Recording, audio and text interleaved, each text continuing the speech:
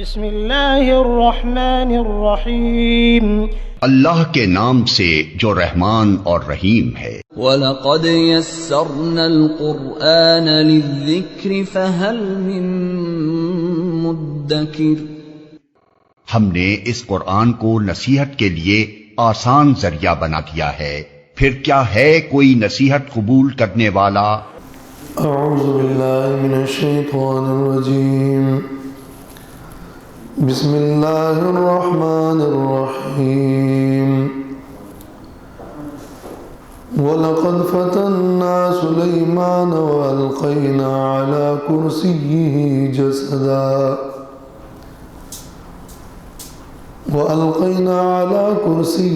جَسَدًا ثُمَّ أَنَابَ قال رب اغفر لي وهب لي ملكا لا ينبغي لأحد من بعدي إنك أنت الوهاب۔ سورۃ صاد کی یہ آیت نمبر 34 اور 35 ہے۔ ان آیات میں اللہ رب العالمین نے فرمایا ہے کہ وَلَقَدْ فَتَنَّا سُلَيْمَانَ،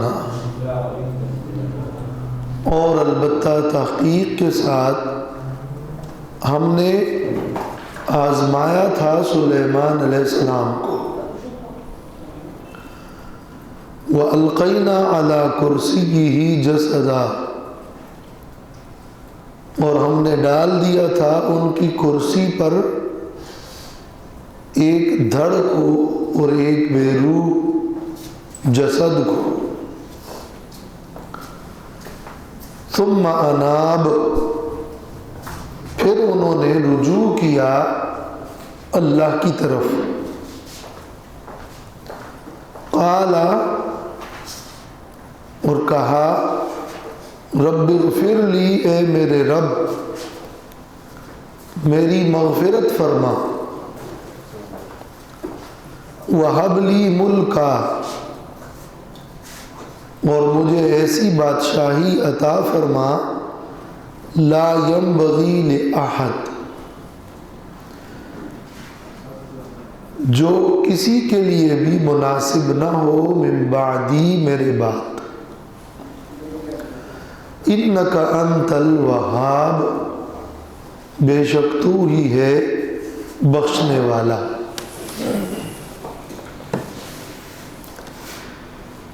ان آیات میں یہ بات صراحتاً موجود ہے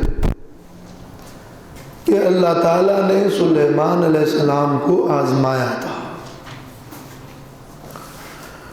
اور یہ بات بھی موجود ہے کہ سلیمان علیہ السلام کی کرسی پر ایک جسد کو ڈالا گیا، اور سلیمان علیہ السلام نے اللہ کی طرف رجوع کر کے اپنی مغفرت کی دعا کی۔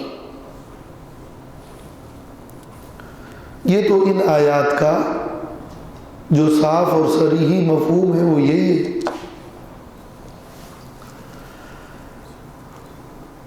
اس سے پہلے سلیمان علیہ السلام کی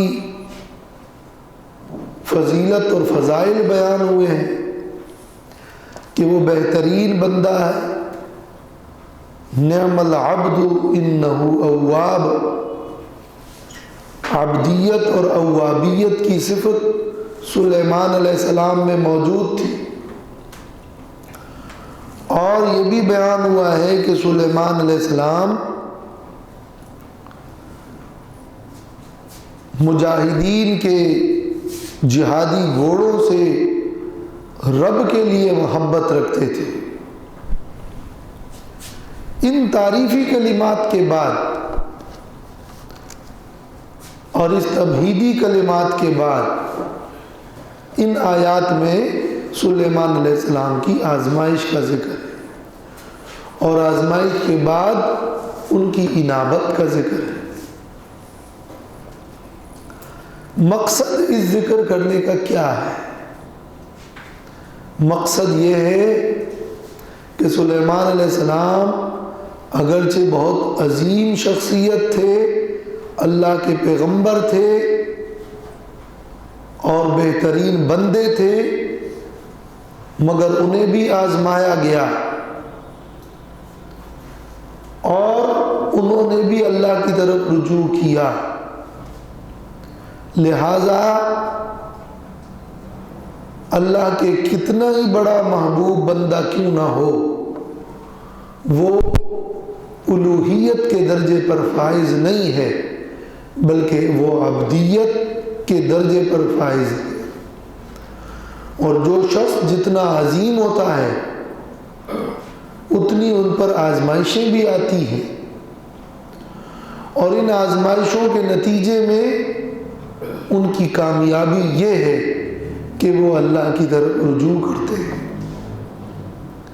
یہ اوابیت، یہ عبدیت، یہ انابت، یہ اللہ کے خاص بندوں کا طریقہ ہے۔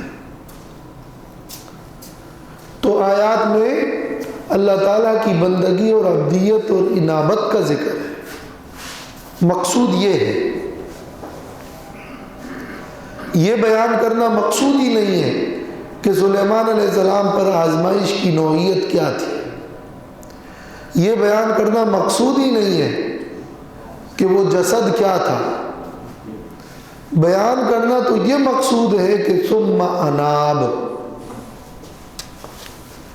نعم العبد انہ اواب ثم اناب قال رب اغفر لی، یہ بیان کرنا مقصد ہے۔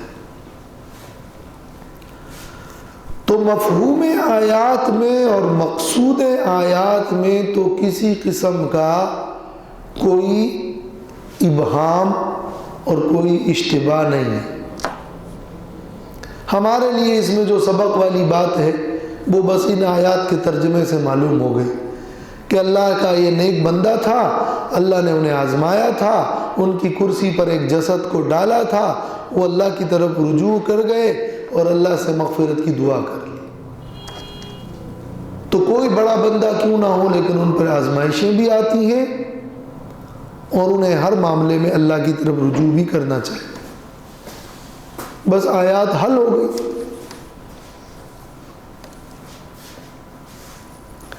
باقی یہ کہ وہ آزمائش کیا تھی جو سلیمان علیہ السلام پر کی گئی، اور یہ جو فرمایا ہے کہ ہم نے ان کی کرسی پر ایک جسد کو ڈالا، اس جسد سے کیا مراد ہے،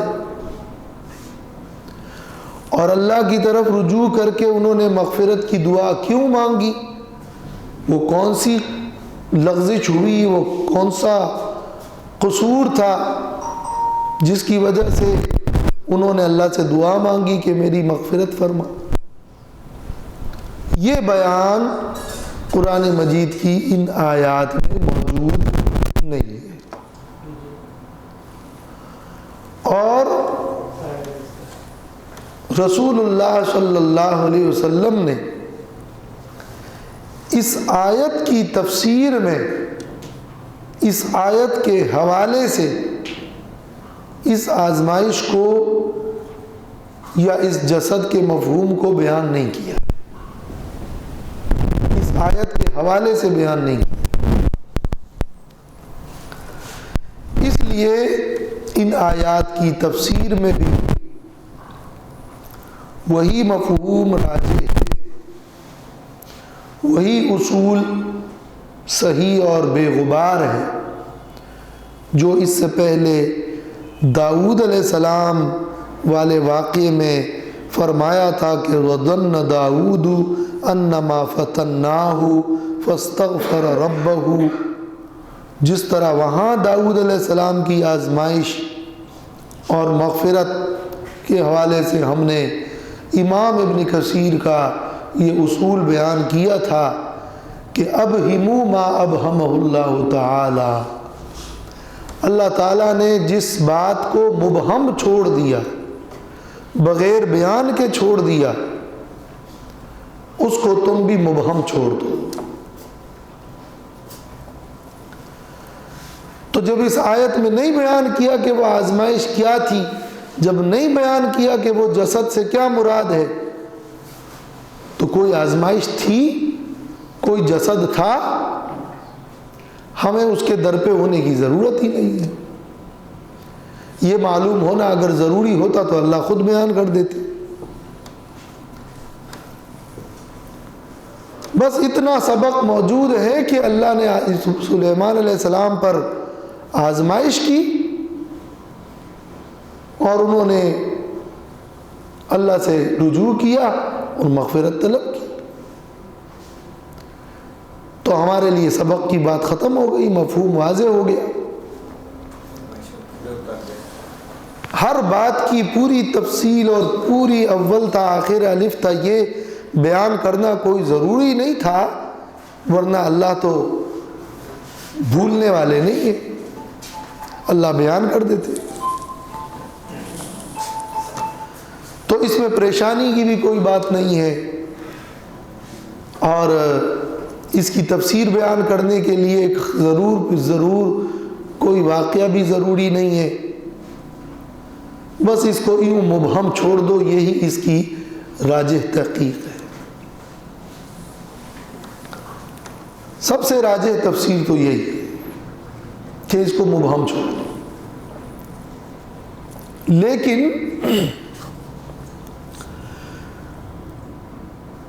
اگرچہ قطعی طور پر تو نہیں کہا جا سکتا کہ اس آیت کی تفسیر میں کیا مراد ہے آزمائش سے، لیکن چونکہ صحیح الاسناد احادیث میں ایک واقعہ سلیمان علیہ السلام کا موجود ہے، جو بجائے خود وہ واقعہ صحیح ہے، اس حدیث میں یہ تو نہیں فرمایا کہ مراد یہ واقعہ اس آیت کی تفسیر ہے، لیکن ایک مستقل واقعہ سلیمان علیہ السلام کے حوالے سے موجود ہے۔ بخاری شریف کی کتاب الجہاد میں بلکہ 5 مزید مقامات پر بھی بالکل صحیح سند کے ساتھ یہ واقعہ موجود ہے کہ حضرت ابو ہریرہ رضی اللہ تعالی عنہ سے روایت ہے، وہ فرماتے ہیں کہ اللہ کے رسول صلی اللہ علیہ وسلم نے فرمایا کہ قال سلیمان ابن داود علیہ السلام، سلیمان ابن داود علیہ السلام نے ایک بار یہ فرمایا کہ لَأَطُوفَنَّ اللَّيْلَةَ عَلَى 100 امْرَأَةٍ أَوْ 99، آج کی رات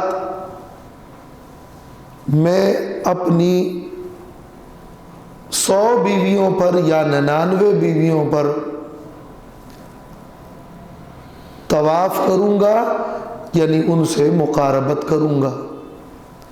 کلہن یأتی بفارس یجاہد فی سبیل اللہ، اور ان سب سے اولاد پیدا ہوگی اور سب کی سب شاہ سواروں کو پیدا کرے گی اور جنے گی جو کہ اللہ کے راستے میں جہاد کریں گے۔ تو فرشتے نے انہیں کہا اور یاد دلایا کہ قل انشاء اللہ، انشاء اللہ کہو۔ تو سلیمان علیہ السلام کسی شغل میں مشغول ہونے کی وجہ سے بھول گئے، فلم یقل انشاء اللہ۔ ایک روایت میں تو یہ نہیں ہے کہ بھول گئے، لیکن دوسری روایت میں بھول گئے کا بھی لفظ ہے، بھول گئے اور انشاءاللہ نہ کہہ سکے۔ فَلَمْ يَحْمِلْ مِنْهُنَّ إِلَّا امْرَأَةٌ وَاحِدَةٌ، تو ان تمام بیویوں میں سے کوئی بھی حاملہ نہ ہو سکی مگر ایک، جاءت بشق رجل، جو ایک ادھورا بچہ لے کر آ گئی۔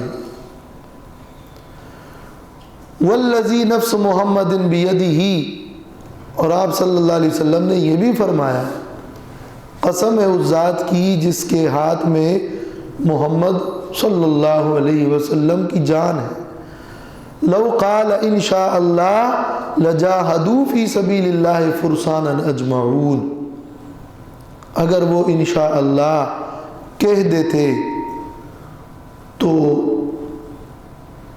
سب کے سب سے شاہ سوار مجاہدین پیدا ہو جاتے، لیکن انشاءاللہ کہنا بھول گئے تھے۔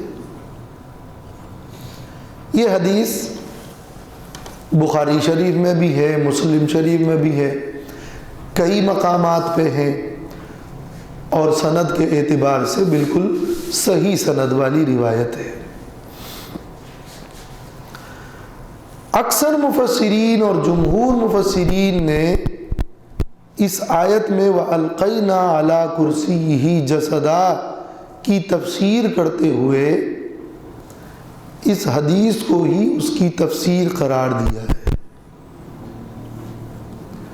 اگرچہ اس حدیث میں یہ حوالہ تو نہیں دیا گیا کہ یہ ان آیات کا مفہوم ہے، اور امام بخاری نے اس حدیث کو اس آیت کی تفسیر میں کتاب التفسیر میں بھی بیان نہیں کیا، دوسری کتابوں میں اس حدیث کو لے کر آئے، لیکن مفسرین نے اس حدیث کے مضمون کو دیکھتے ہوئے اور اس آیت کا مفہوم دیکھتے ہوئے اکثر مفسرین نے، بہت بڑے بڑے اکابر مفسرین نے اسی کو اس آیت کی تفسیر قرار دیا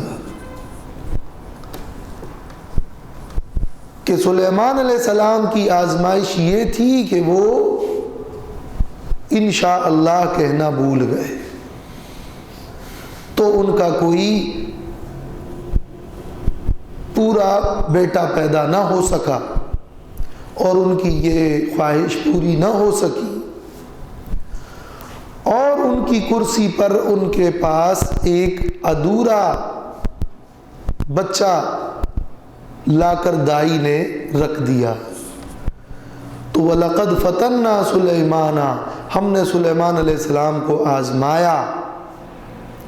وہ آزمائش کیا تھی؟ وہ یہی آزمائش تھی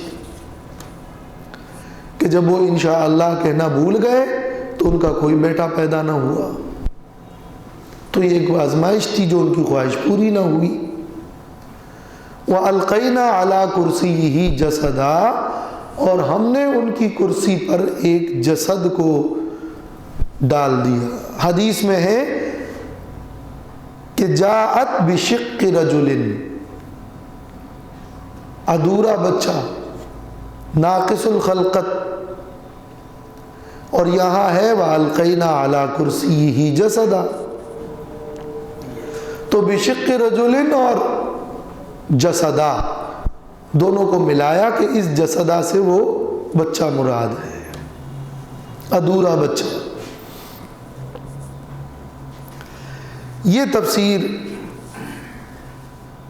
پہلی صورت میں تو اس کو مبہم چھوڑنا ہی سب سے افضل ہے، لیکن دوسرے نمبر پر اکثر مفسرین جس تفسیر کو اور اس آیت کے جس مصداق اور مفہوم کو راجح قرار دیتے ہیں وہ یہ حدیث کی تفسیر ہے۔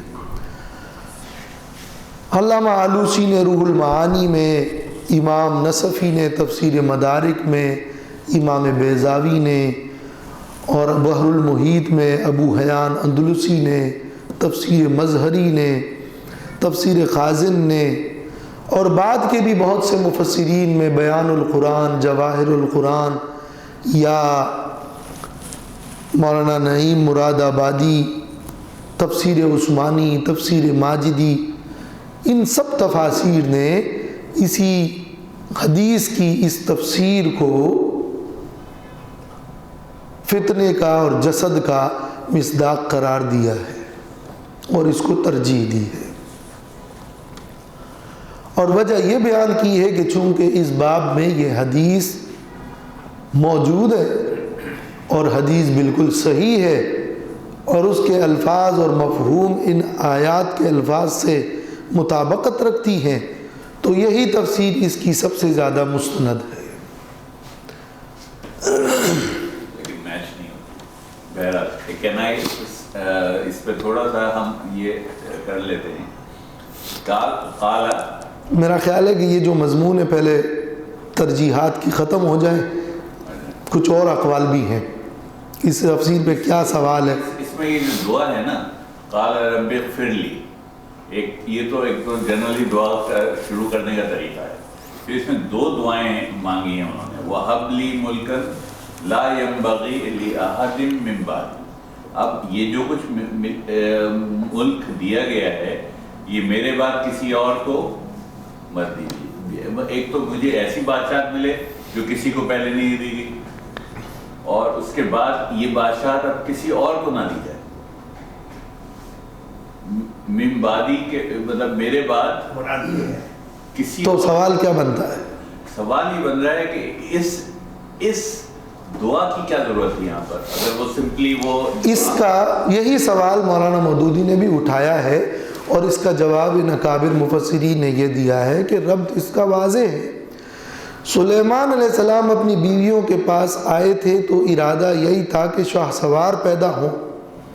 شاہ سوار اس لیے پیدا ہوں کہ وہ جہاد کریں گے تاکہ وہ غلبہ دین ہو اور بادشاہی مضبوط ہو اور زیادہ علاقے فتح ہو، مگر غلطی ہو گئی کہ انشاءاللہ کہنا بھول گئے۔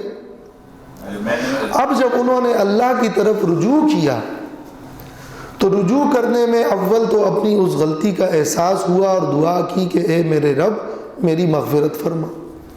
یہ تو غلطی کی مغفرت سے متعلق ہو گیا۔ اور دوم یہ کہ اللہ میں نے مجاہدین کے لیے جو خواہش ظاہر کی تھی وہ تو میری اس غلطی کی وجہ سے نہ ہو سکی، مگر وہ مجاہدین بھی تیرے دین اور رضا کے لیے طلب کر رہا تھا۔ اب میں تجھ سے ایک ایسی حکومت اور بادشاہت طلب کرتا ہوں کہ جو بادشاہت اتنی قوی ہو، اتنی مضبوط ہو، جس طرح کہ میں نے مجاہدین کی دعا کی تھی بادشاہی قوت اور طاقت اور دین کے غلبے کے لیے، اب مجھے ایک ایسی بادشاہی عطا کر دے کہ جو بادشاہی وہ معجزہ بن جائے، تیری قرب کا اور خصوصیت کا ذریعہ بن جائے، اور ایسی بادشاہی کسی اور کو نہ ملی۔ تو یہ جو بادشاہی کی دعا ہے، اولاد کی قوت، بادشاہی کی قوت، مجاہدین کی قوت، علاقوں کے فتح کرنے کا وہ ذریعہ تھا، اور اب ایک مخصوص خصوصیت والی بادشاہی کی دعا تھی۔ تو اس کی جو مناسبت ہے وہ اس اعتبار سے تو واضح ہے۔ دوسرا یہ جو ہے نہیں، واضح کیوں نہیں ہے اس کی وجہ بھی آپ بیان کریں۔ بتاتا ہوں آپ کو۔ جسدن جو ہے یہ لفظ قرآن نے 4 جگہ یوز کیا جی، ہے نا، اور سب سے اچھی ڈسکرپشن اس کی دی ہے سورہ انبیاء میں آیت نمبر 7 اور 8، جہاں انہوں نے کہا وَمَا جَعَلْنَاهُمْ جَسَدًا لَا يَأْكُلُونَ الطَّعَامَ وَمَا كَانُوا خَالِدِينَ۔ تو یہ جو ہم توجیہ، ایک اور صاحب ہیں انہوں نے اس کی کیا کہتے ہیں تعویل الگ انداز میں کی ہے، جو کہ اور انہوں نے یہی کہا کہ وما علینا، مطلب ظاہر بات ہے کہ اللہ تعالیٰ کے علاوہ تو صحیح کوئی وما تعویل ہو الا اللہ، وہ تو ظاہری بات ہے۔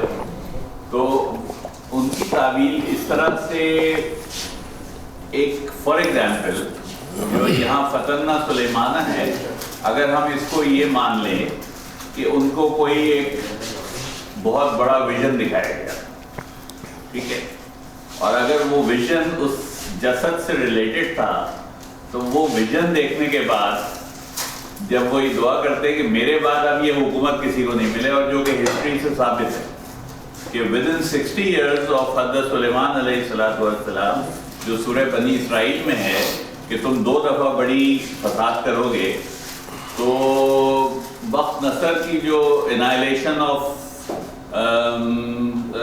بیت المقدس ہے اور مسجد سلیمان کو انہوں نے بالکل اینٹ سے اینٹ بجا دی تھی، اور پوری بنی اسرائیل کو وہ ودن 60 ایئرس یہ کام ہو گیا. یعنی یہ دعا جو ہے انہوں نے باقی لا ينبغي لأحد من بعدی، یہ دعا اس طرح قبول ہوتی ہے کہ ودن 60 to 70 ایئرس پورے کا پورا بنی اسرائیل جو تھے وہ حضرت سلیمان علیہ السلام کے ساتھ پوری دنیا پر حکومت کر رہے تھے. ایسی حکومت تھی حضرت سلیمان علیہ السلام کی کہ یہ بات تو ٹھیک ہے کہ ایسی حکومت ملی تھی، مگر سوال یہ ہے کہ اس فتنہ اور جسد سے مراد کیا ہے؟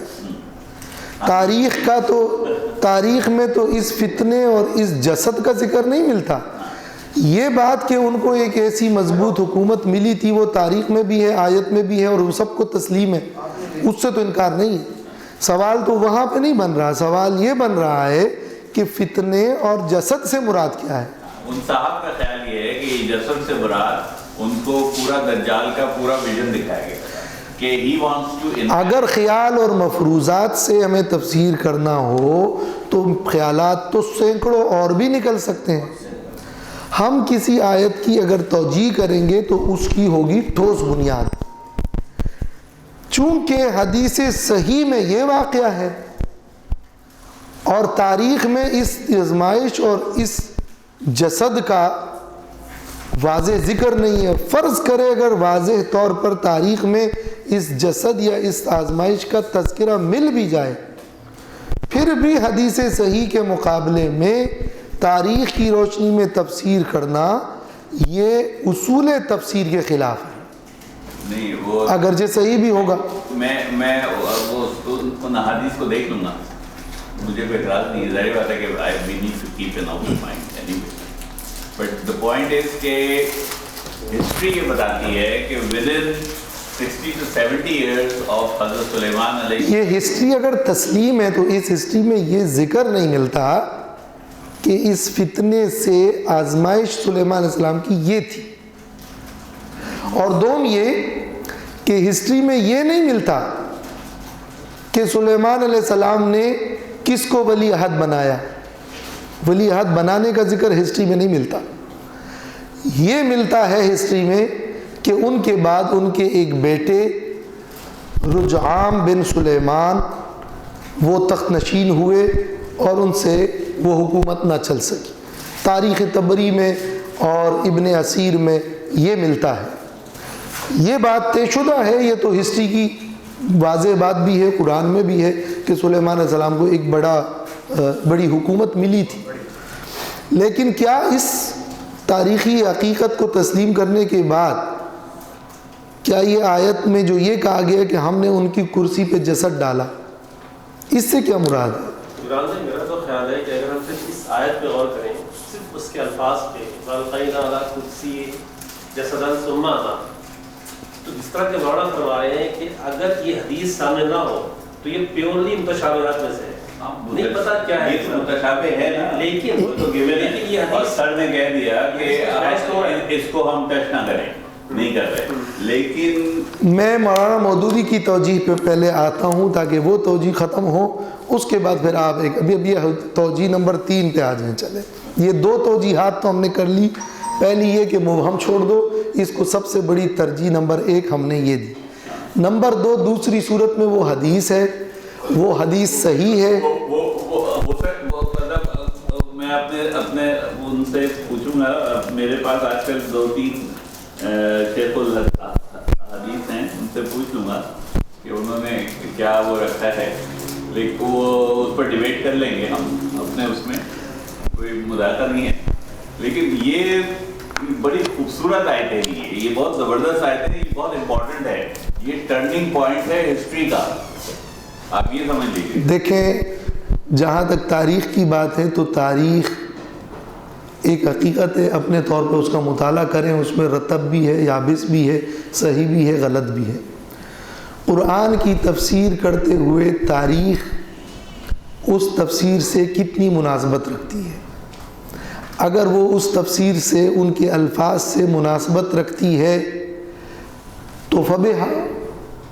اس سے مناسبت نہیں رکھتی یا اس کے خلاف ہے تو ظاہر ہے کہ مقبول نہیں ہوگی، بالکل دونوں. اور اگر وہ اس کے خلاف نہیں ہے اور مطابق بھی نہیں ہے تو ہم نہ اس کی تصدیق کریں گے نہ ہم اس کی تکذیب کر سکتے ہیں. لیکن کسی آیت کی تفسیر کرتے ہوئے طریقہ تو یہی ہے کہ سب سے پہلے اس آیت کے الفاظ یا سیاق و سباق یا اس آیت کی تفسیر کسی دوسرے مقام پر کیا ہے پہلے وہ دیکھا جائے گا. اس کے بعد پھر ہم احادیث کی طرف رجوع کریں گے کہ احادیث میں اس قسم کا کوئی واقعہ ملتا ہے یا نہیں ملتا. اس کے بعد پھر ہم دیکھیں گے کہ صحابہ اور تابعین کے آثار میں اس کے حوالے سے کیا ملتا ہے. اس کے بعد تاریخی حقائق ایک طرف ہے، مگر تفسیر القرآن بالتاریخ تفسیر کا کوئی طریقہ نہیں ہے. تاریخ فی نفسی ایک حقیقت ہے، موجود ہے، آپ پڑھیں اس میں سے اخذ کریں. قرآن ہمیں تاریخ نہیں پڑھا رہا، قرآن ہمیں تاریخ نہیں پڑھا رہا، مگر لیکن قرآن جو ہے نا، قرآن اور لیکن اس مقام پر تاریخ قرآن جب تمام زمانوں کے لیے ہے، تا قیامت تک کے لیے ہے. صرف وہ دیکھیے ہر مفسر اپنے وقت اور آنے والے وقت کا اس کو نہیں معلوم کہ ابھی وہ اس نے اس وقت میں کیسے کروٹ لی اور زمانے کے حالات کیا چینج رونما ہوئے. مطلب میں یہ نہیں کہہ رہا کہ وہ غلط تھے یا وہ اپنی سمجھ کے حساب سے اپنی جتنی ان کی اس زمانے کی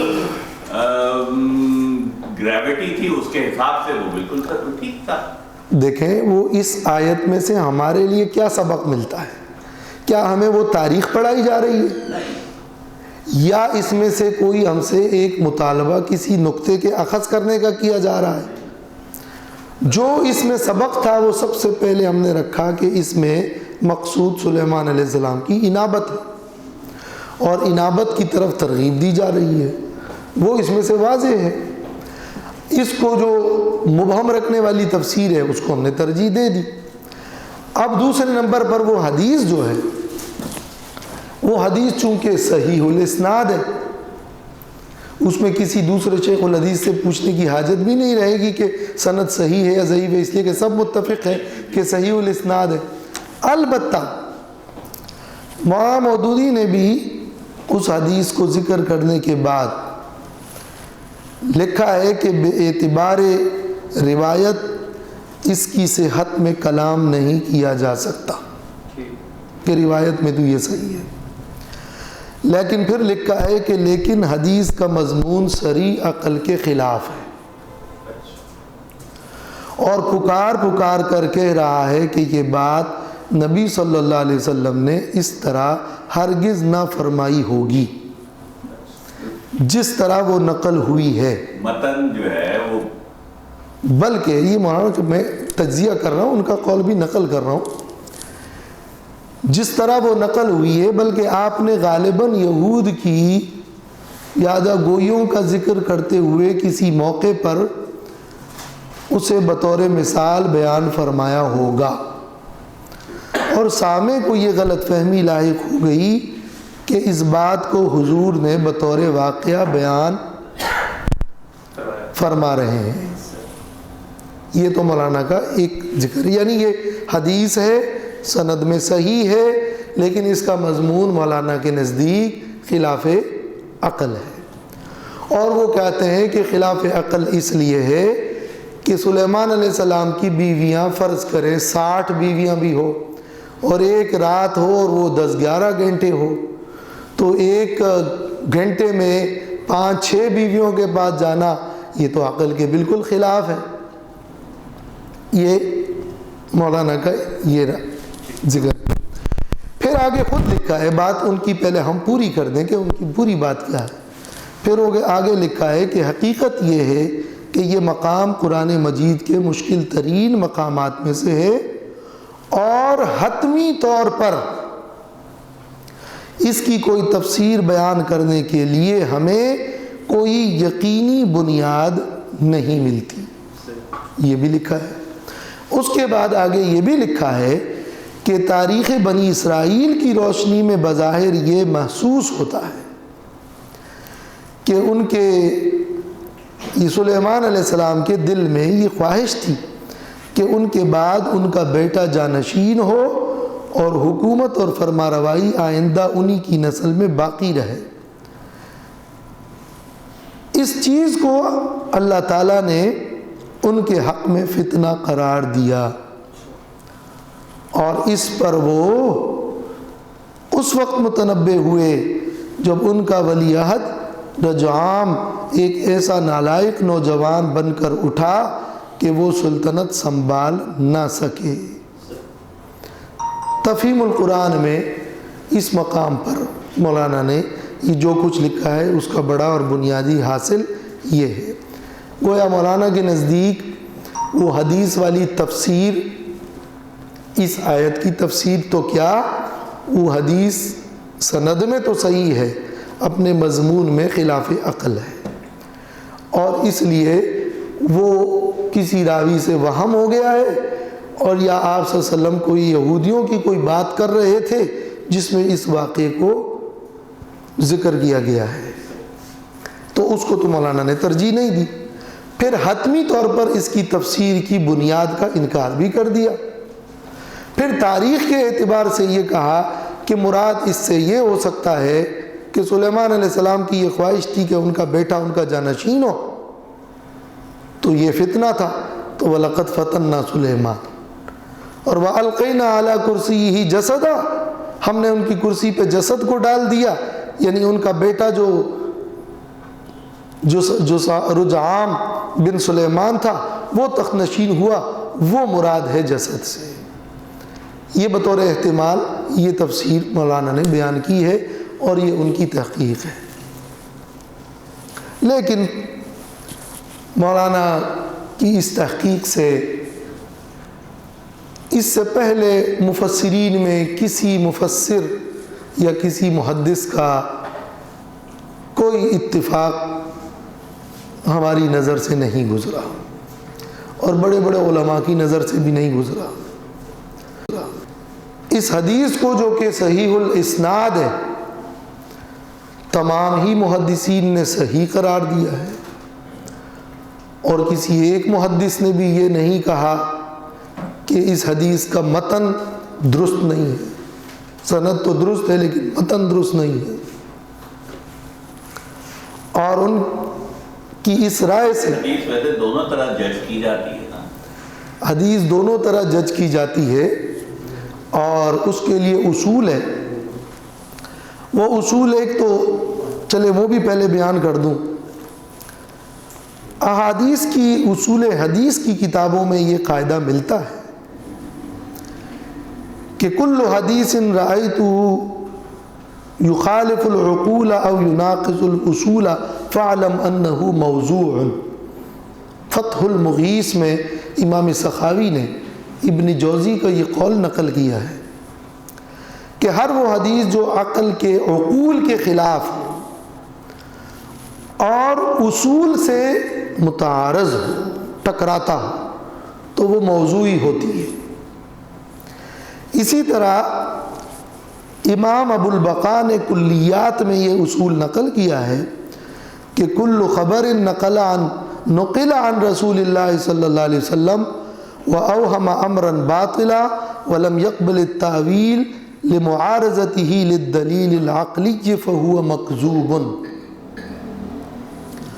ہر وہ خبر جو رسول اللہ صلی اللہ علیہ وسلم سے منقول ہو اور کسی امر باطل کا اس سے وہم ہوتا ہو اور تعویل قبول نہ کرے دلیل عقلی سے معارضے کی وجہ سے، تو وہ مکذوب ہوتا ہے۔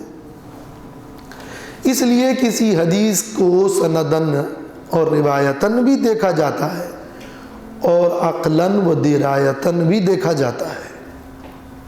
یہی وجہ ہے کہ بڑے اکابر مفسرین نے بعض صحیح احادیث میں بھی درایت کے اعتبار سے اشکال ظاہر کیا ہے، اور جس کی بعض احادیث بطور نمونہ موجود ہے۔ مثلاً ابن ابی پر جنازے والی حدیث ہے، یا بندروں کا ایک بندر کو بدکاری کے وجہ سے سنگسار کرنے والی حدیث ہے، یا حضرت آدم علیہ السلام کی 60 گز ہونے کی روایت ہے، یا ثلاث کذبات والی حدیث ہے. یہ وہ احادیث ہے جن پر بڑے بڑے محدثین میں سے بعض محدثین نے باعتبار درایت کے جرح کی ہے، اور یہ اصول حدیث میں موجود ہے. مگر درایت اور عقل کی بنیاد پر کسی حدیث پر جرح میں یہ بھی ضروری ہے کہ اس حدیث کی کوئی تعویل نہ ہو سکے، اور یہ بھی بہت بڑی ذمہ داری کی بات ہے. کوئی فرد واحد تمام محدثین سے ہٹ کر کسی حدیث کو اگر خلاف عقل قرار دے دے تو یہ بے احتیاطی ہے. یہ حدیث خلاف عقل ہے بھی نہیں، اس لیے کہ محدثین نے واضح کر دیا ہے کہ انبیاء علیہم السلام کی قوت اور طاقت عام انسان سے بڑھ کر بھی ہوتی ہے، اور ان کے معجزات بھی موجود ہیں. تو یہ اگرچہ محیر العقول ضرور ہے، خلاف عادت ضرور ہے، مگر خلاف عقل تو بالکل نہیں ہے.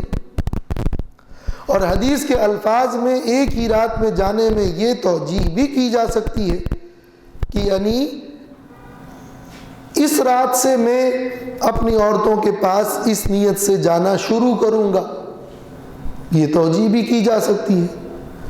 پھر یکدم سے اس کو خلاف عقل قرار دے کے ٹکرانا یہ بے احتیاطی بھی ہے اور یہ غلط بھی ہے، اور اس سے اتفاق کرنا نہایت مشکل ہے.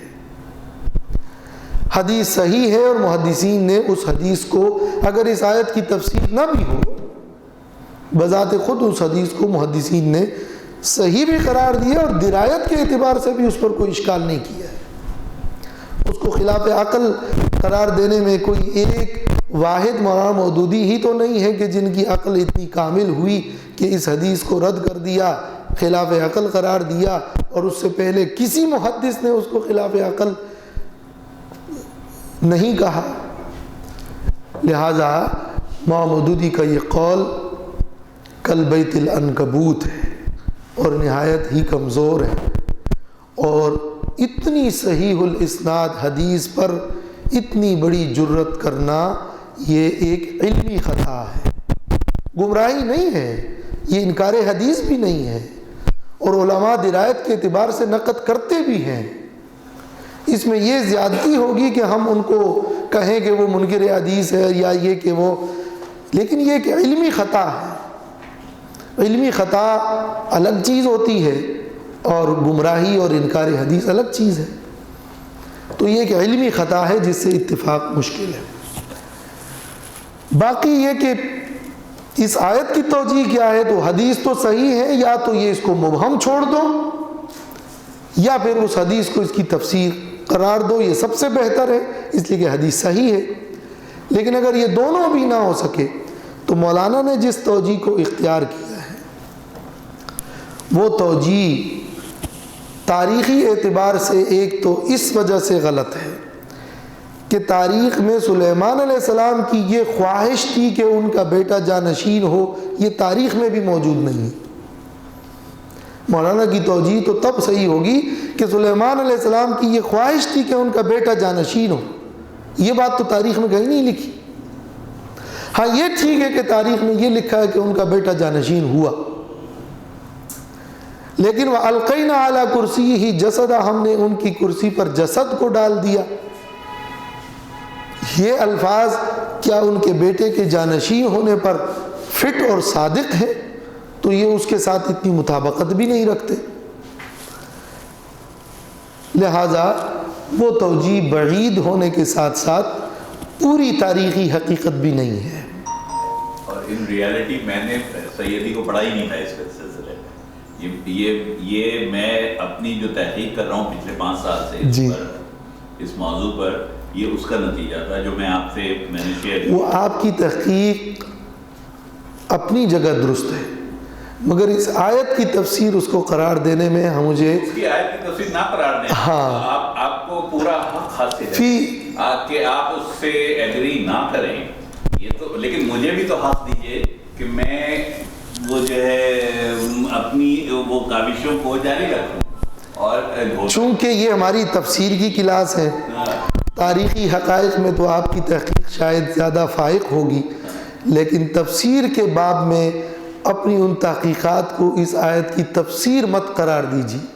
یہ میں still I am pretty sure کہ یہ جو دونوں آیتیں ہیں نا یہ بہت کروشل ہیں اس پورے دجال کو ایکسپلین کرنے کے لیے. یہ اسٹارٹنگ پوائنٹ ہے یہ سمجھنے. جسد کے معنی جو ہے بغیر روح کا جسد. دیکھیں یہ بات بھی میں واضح کر دوں، جسد کی بنیاد پر تحقیق تفسیر القرآن باللغت ہوگا، اور تفسیر القرآن بالحدیث جب موجود ہو تو تفسیر القرآن باللغت اس کا 5واں درجہ ہے. جو آثار قرآن تو ہے نا، تفسیر القرآن بالقرآن ہے، مگر تفسیر القرآن، اچھا جسد والی تفسیر اپنے لغوی معنی کے اعتبار سے جہاں تک ہے، ایک ہے جسم، ایک ہے بدن، ایک ہے جسد، 3 الفاظ. زادہ وزادہ بسطۃ فی العلم والجسم، خود جسم کا لفظ قرآن میں ہے، اور جسدن کا لفظ جیسے بتایا کہ 4 بار ہے، اور بدن کا لفظ بھی موجود ہے. عربیت میں یہ تینوں الفاظ ایک دوسرے کے معنی میں استعمال ہوتے رہتے ہیں، یہ بات بھی اچھی طرح سے نشی، لیکن ان تینوں میں لغت کے اعتبار سے کیا فرق ہے؟ تو فرق مختلف بیان کی جاتے ہیں. بعض اہل لغت نے کہا ہے کہ جسم اور جسد میں کوئی فرق نہیں، یہ مترادف ہے، اور بعض نے کہا ہے کہ نہیں فرق ہے، اور وہ فرق یہ ہے کہ جب کسی جسم کی ضخامت، چھوٹائی، موٹائی کا ذکر ہوتا ہے تو اس کے لیے لفظ بدن کا استعمال ہوتا ہے. جب کسی جسم میں روح اور حیات اور جمال کے ساتھ تذکرہ ہوتا ہے تو پھر جسم کا لفظ ذکر ہوتا ہے. اور جب کوئی جسم بلا روح ملحوظ ہو، بلا جان ملحوظ ہو، بغیر کسی جمال کے ملحوظ ہو تو پھر اس کو جسد کہا جاتا ہے. قرآن مجید میں جو 4 مقامات ہیں، ان چاروں مقامات میں یہ زیادہ تر 3 مقامات میں تو خاص طور پر بلا جسد اور بلا جان اور بلا نفس اور بلا روح کا مفہوم دے رہا ہے. لیکن وہ ایک مقام جو جس کا حوالہ دیا سورۃ الانبیاء والا، اس میں تو ہے کہ انبیاء علیہ السلام کے ایسی کوئی جسد نہیں تھے کہ جو کچھ کھاتے نہیں تھے یا پیتے نہیں تھے اور ہمیشہ رہیں گے. تو جسد میں اصل میں جسم جس کے اندر وہ قوت، روح یا طاقت نہ ہو، بلکہ کمزوری اور بلا روح یا بلا جمال ہو، تو اس کی طرف لفظ جسد میں تو اشارہ ہے. لیکن وَأَلْقَيْنَا عَلَىٰ كُرْسِيِّهِ جَسَدًا، ہم نے ان کی کرسی پر ایک جسد کو ڈالا. اس جسد سے مراد کیا ہے؟ مجھے اس بات پر بھی بڑا تعجب ہے کہ یہ آیت پورے فتنہ دجال کے لیے بنیاد ہے، یعنی مطلب اس سے اخذ ہو سکتا ہے یا یہ اس کے لیے ایک مین آیت ہے. اس کا ٹرننگ پوائنٹ اس کو قرار دینے میں بات کر سکتے جی ہاں، اس پر کوئی مناسبت، باوجود کافی تلاش کے مجھے کوئی مناسبت نظر نہیں ہے کہ ہم اس آیت سے اس کو کیسے اخذ کر سکتے ہیں. فی نفسی ہی فتنے، فی نفسی ہی دجال، اس کا وجود، اس کے فتنے وہ اپنی جگہ، لیکن اس آیت سے اس کا کیا ربط ہے، اس آیت سے اس کا کیا تعلق ہے، میری سمجھ میں کم از کم مطالعے میں کہیں نہیں آیا. اس کا جواب دیتا ہوں میں آپ کو، بہت مزے کا ہے. ایک منٹ پلیز.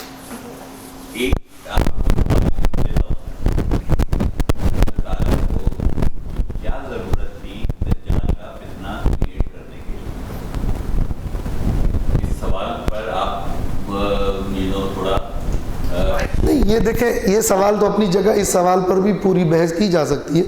سوال اس وقت چونکہ میری اس آیت کی تفسیر کی کلاس ہے، میں ہر وہ پوائنٹ لوں گا جس کا اس آیت سے تعلق ہو. اور میں اسی آیت سے اس پورے ہسٹوریکل پرسپیکٹو کو ایکسپلین کروں. دیکھیں اگر میں جو بات سمجھ رہا ہوں، اگر قرآن میں یہ سمجھتے ہیں کہ یہاں آزمائش سے مراد ہے میں یہی مراد ہے. میں سوال کرتا ہوں کہ اگر آزمائش سے مراد ہے کتنا دجال ہے، تو کیا سوال پیدا ہوتا ہے کیا سلمان اسلام کو دجال کا فتنہ پیش کیا گیا، اور کیا حدیث سے ثابت ہے کہ یہ فتنہ جو ہے وہ حضور سے پہلے بھی موجود تھا، دجال کے بعد میں آنے والا ہے؟ زمانے کے رسول صلی اللہ علیہ وسلم نے آپ کو کوئی ساری باتیں بتائی ہیں. اگر اس آیت میں فتنہ سے مراد دجال کا فتنہ ہے تو اس کے لیے تو کوئی دلیل نہیں ہے.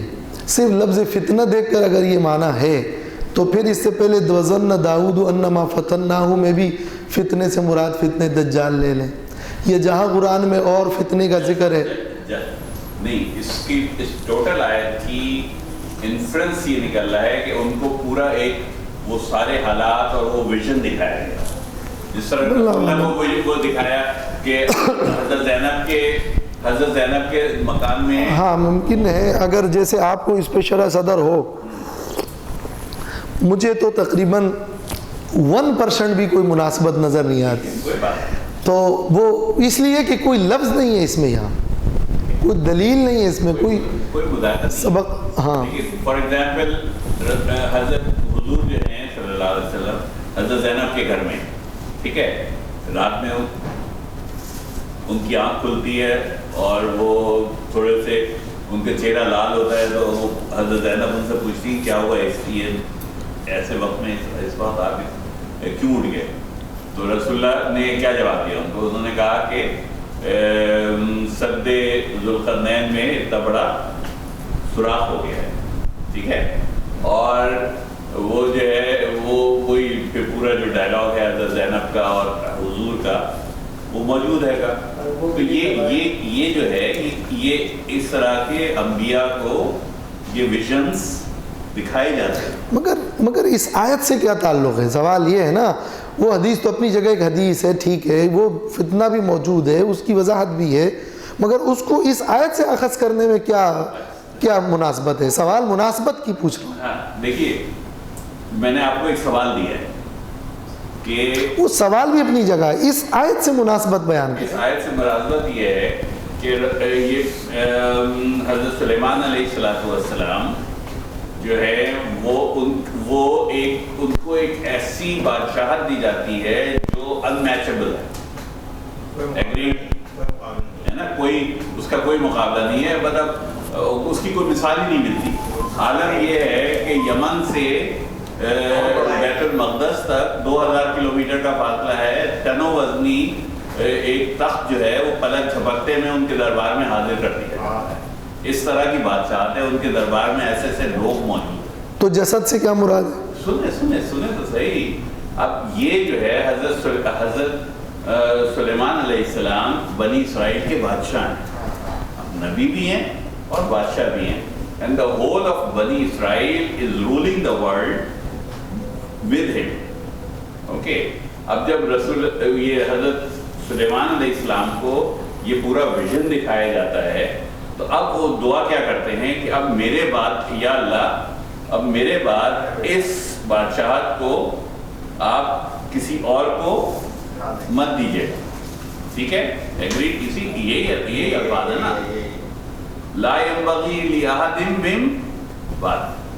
ٹھیک ہے، اب اس کے بعد کیا ہوتا ہے کہ within a very short span of time یہ لوگ سب غلام بنا کر بھیج دیے جاتے ہیں بابل میں.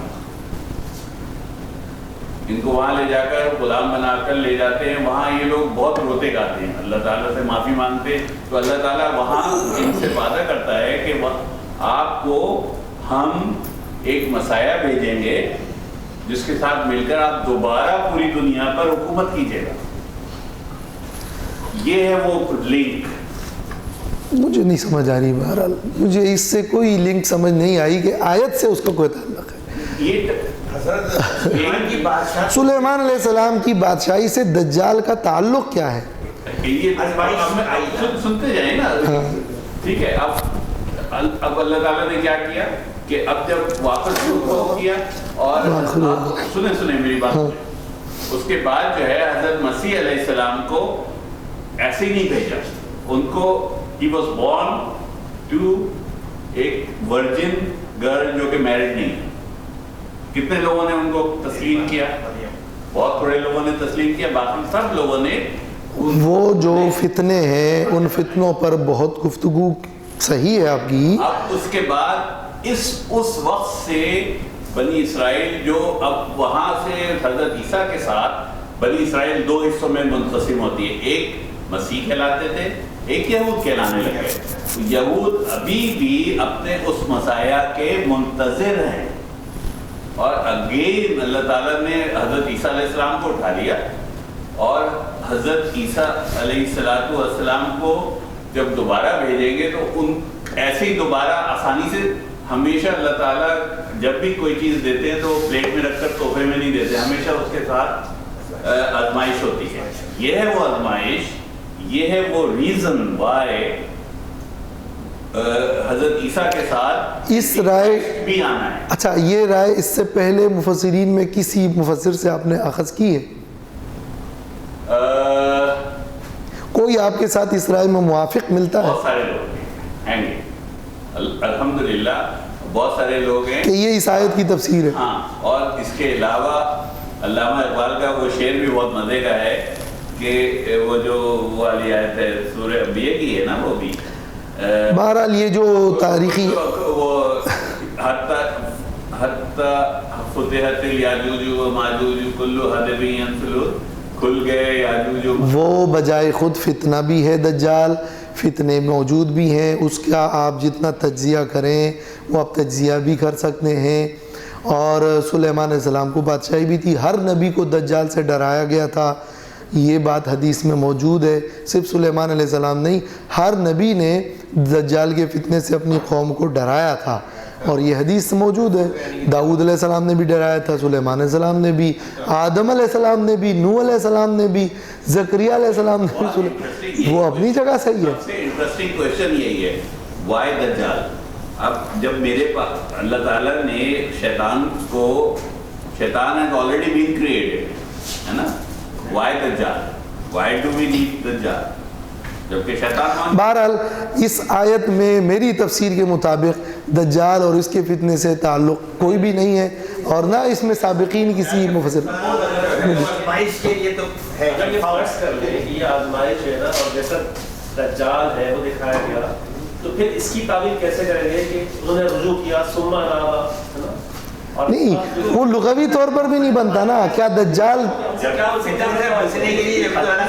کیا دجال بے روح جسد ہے؟ جسد ہے تو اس کے متعلق حدیث کی طرف جائیں گے. سن جبھی تم دعا کرنا سب سے پہلے صفا بچہ شاید جسد ہاں, تمیم داری والی حدیث میں کیا ہے, جس میں کیا ہے دجال کو جسد قرار دیا. 14.5 سال پہلے دجال کو دیکھا گیا, صحیح ہے. تو صحابی نے دیکھا تھا, ٹھیک ہے نا.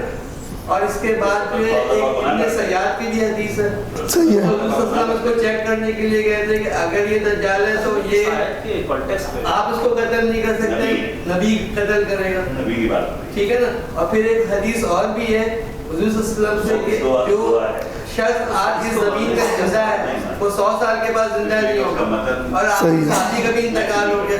اگر دجال انسان ہوتا تو 100 سال پہلے. وہ تو آپ جب مستقل یہاں ٹاپک دجال کا رکھیں گے تو اس سے بھی زیادہ روایات اور احادیث اس کی تفصیل میں پیش کر دوں گا.